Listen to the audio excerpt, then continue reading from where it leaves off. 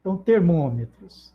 O que são termômetros? Os termômetros são medidores térmicos que indicam a temperatura de um sistema. O primeiro termômetro foi inventado por Galileu em 1602. Outro modelo que foi utilizado por muito tempo é o termômetro de mercúrio, baseado na dilatação do líquido. Então, hoje nós vamos compreender a importância do termômetro de Galileu. A sensação térmica produzida pelos sentidos de um ser humano, né, não nos informa exatamente qual é a temperatura. Então, você, às vezes, associa a sensação térmica, que é a transferência de calor, que é a energia em trânsito, com a medida de temperatura. São coisas totalmente diferentes. Então, cuidado no texto do Enem com essas informações.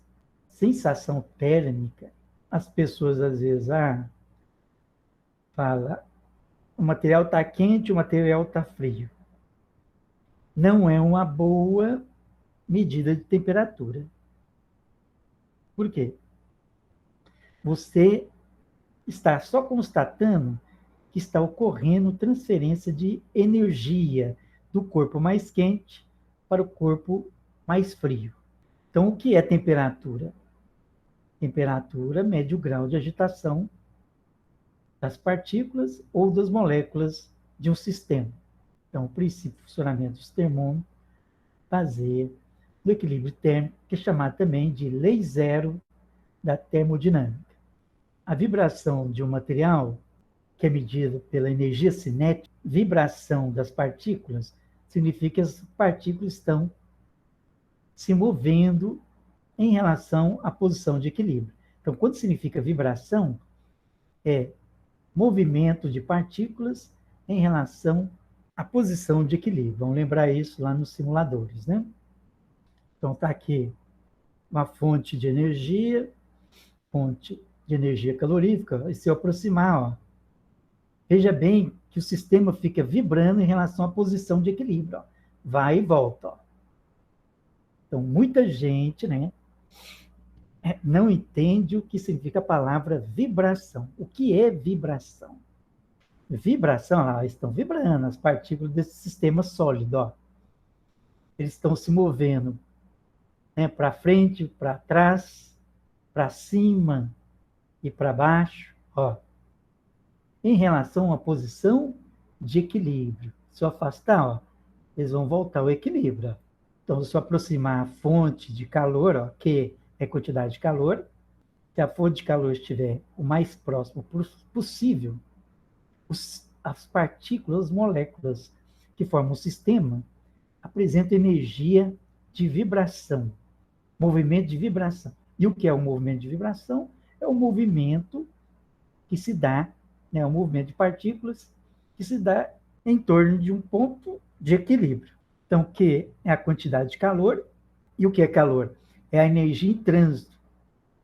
Se eu afastar o sistema, a fonte térmica, a quantidade de energia em trânsito diminui. E a temperatura, portanto, também diminui. Então, o termo correto de temperatura é a medida ou médio grau de vibração das partículas que formam o sistema. E o que é vibração? É um movimento que se dá em uma direção em relação à posição de equilíbrio. Ela sempre tende a retornar à posição que ela estava antes. Tá vendo? Então, não confunda vibração, que é o movimento de uma partícula em uma dada direção em torno da posição de equilíbrio. E temperatura, médio grau de vibração. Então, veja bem, temperatura, médio grau, você tem que olhar para todas as vibrações, ó, para vibrações de todas as partículas que formam o sistema. Então, isso é temperatura. Quando você considera a vibração de todas as partículas que formam um sistema. Então, quando você considerar a vibração de todas as partículas que forma um sistema, seja sólido, líquido ou gasoso, aí você está falando da temperatura do sistema.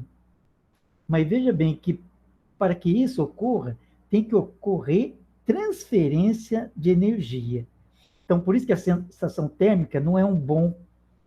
Então, a alternativa que você vai marcar no Enem é que a sensação térmica aqui, quando a pessoa aproxima a mão da frigideira quente ou do sistema que está a maior temperatura, ela está sentindo, quer dizer, ela está constatando que ocorre transferência de energia e que as partículas da sua pele estão vibrando.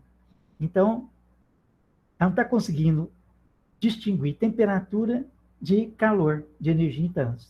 Então, retornando, né? A energia transferida no processo de equilíbrio térmico é o calor. Só é possível medir a temperatura quando o sistema atinge o equilíbrio térmico.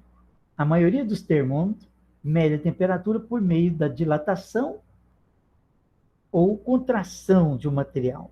E ele para de dilatar ou contrair quando o sistema atinge o equilíbrio térmico. O que seria isso? A temperatura do corpo e do meio ou da vizinhança que está em contato com ele, ocorre transferência de calor ou de energia até que a temperatura do corpo A seja igual à temperatura do corpo B. Se eu tenho dois corpos em contato, a temperatura é diferente, ocorre transferência de calor até quando? Até atingir o equilíbrio térmico. Evidentemente, se os dois corpos estiverem no sistema isolado. Vamos lá. O que é sensação térmica? A sensação térmica que sentimos ao tocar um corpo qualquer constitui um critério que impreciso para medir a temperatura. Por quê? Está ocorrendo transferência de calor e você está constatando que o sistema, as partículas do sistema estão agitadas. Então, você não está conseguindo distinguir calor de temperatura. Então, o termômetro é um sistema auxiliar que possibilita avaliar a temperatura de modo que indireto. Por que de modo indireto? Porque primeiro tem que ocorrer algumas transformações físicas, né? No sistema ou na vizinhança. Geralmente, no corpo que está em contato com a vizinhança, né? Que é a fonte térmica. Então, para isso, ó, um termômetro, devemos saber o que é uma substância termométrica. Então, substância termométrica é a substância que apresenta uma propriedade cuja medida varia com a temperatura. Por exemplo, o termômetro de mercúrio, a dilatação do líquido, você vai observar uma variação da altura da coluna de mercúrio. Então, a grandeza termométrica aqui seria a altura. Então, o que é grandeza termométrica? Sua medida varia com aumento ou diminuição da temperatura. Quais são as principais grandezas termométricas que pode vir no Enem? A pressão, a densidade, o volume, a altura e a resistência elétrica. Hoje, nós vamos estudar a propriedade da densidade nesse termômetro aqui, que é o termômetro de Galileu. Então, está aqui a figurinha do termômetro de Galileu. Então, o termômetro de Galileu é um tipo de termômetro que consiste em uma coluna de vidro preenchido com líquido aqui, ó, geralmente água, parafina líquida ou álcool. Em seu interior são colocadas bolhas de vidro preenchido com algum tipo de líquido de diferentes colorações. Então, aqui os materiais, ó, em cada bolha de vidro, é feito de material diferente. O problema do termômetro de Galileu é que a faixa de temperatura dele, nesse caso aqui, está variando apenas de 18 a 26 graus. Então, esse tipo de termômetro, evidentemente, não seria possível medir a temperatura de ebulição da água, né? Porque a faixa de temperatura dele varia de 18 até 28 graus. Então, quando a temperatura ambiente varia, a água no interior, então aqui, ó, novamente, ó, o termômetro de Galileu, nós temos aqui uma coluna de vidro, ó, no interior. O Enem vai falar que tem água no interior e tem várias bolinhas de vidro aqui, ó, bolhas de vidro, preenchidas com materiais diferentes, com densidades diferentes. Aí, de acordo com a temperatura do meio ambiente, que só pode variar de 18 a 28, ocorre variação da densidade. A cada material aqui, por exemplo, se aqui atingir 18 graus, a densidade do material em 18 graus, a densidade essa bolinha de vidro aqui com líquido vermelho, quando atingir 18 graus, a densidade da bolha de vidro fica maior que da água. Aí desce. Então, quando o meio ambiente atingir 18 graus, essa bolinha aqui, ó, vai descer. O meio ambiente está trocando calor com o bulbo. Aí, quando atingiu 18 graus, a densidade do bulbo azul ficou maior que da água. Aí ele desce. Quando atinge 19 graus, é o bulbo vermelho, que apresenta densidade maior que da água, e desce. Quando atinge 20 graus, é quem? O bulbo verde, quer dizer, azul claro, né? Que fica com densidade maior que da água. Depois, o bulbo laranja, quando atinge 21 graus. Em seguida, o bulbo magenta com cor aqui rosa, né? 23 graus, o bulbo com líquido amarelo, fica com a densidade maior que da água. Depois, 24 graus, o bulbo marrom. 25 graus, o bulbo verde.